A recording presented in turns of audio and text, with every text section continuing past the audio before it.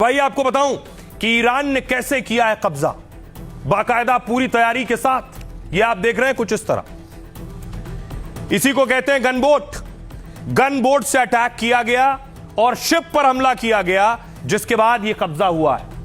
और 3 जहाज बताए जा रहे हैं जिन पर कब्जा हुआ है। ईरान ने हॉर्मूज के पास 3 जहाजों पर फायरिंग की, 2 पर कब्जा कर लिया है। रॉयटर्स के मुताबिक आईआरजीसी ने अपने नियम तोड़ने पर यह कार्रवाई की है और कहा है कि हॉर्मूज समुद्री रास्ते की सुरक्षा से कोई समझौता नहीं होगा। ईरान ने जिन 2 जहाजों पर कब्जा किया है उनमें से एक भारत आ रहा था। एपामिनाडोसे जिसे नाम के इस जहाज को गुजरात के मुंद्रा पोर्ट पर आना था।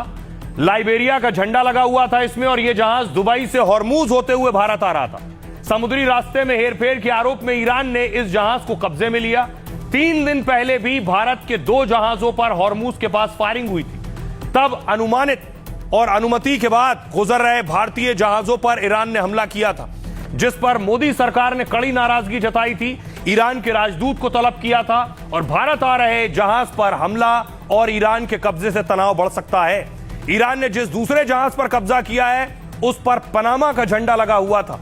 खबर है कि MSC फ्रांसिस्का नाम का इस कंटेनर जहाज में कच्चे तेल की खेप है।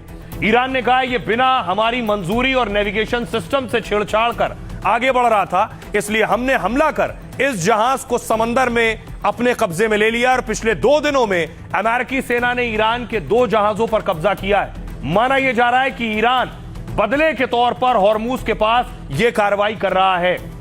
2 जहाजों पर कब्जे के अलावा 3 जहाजों पर ईरानी सेना के हमले की भी खबर है, जिनमें पनामा के झंडे वाला एक विशाल कंटेनर जहाज यूफोरिया भी था। और खबर यह है कि यूफोरिया जहाज UAE के शारजा से रूस की ओर जा रहा था। अब आपको बताऊं कि आखिर जिन जहाजों पर कब्जा किया है ईरान ने या हमला किया है वो कहां थे। समंदर में जंग चल रही, इससे पहले अमेरिका कब्जा कर चुका है। ये आप देख रहे हैं नक्शा, ये अरब सागर है और ये है ओमान की खाड़ी। ये जहाज आ रहा था और जैसे ही हॉर्मूज स्ट्रेट के पास पहुंचा यहीं इस पर फायरिंग हुई और गन बोट से फायरिंग की गई है, जिसके बाद इसे कब्जे में ले लिया गया है।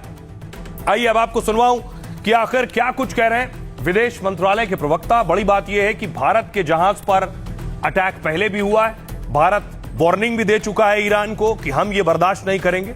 सुनिए विदेश मंत्रालय का क्या कहना है। हम ईरान और अन्य देशों के संपर्क में हैं ताकि हॉर्मूज से हमारे जहाजों की सुरक्षित आवाजाही तय हो सके।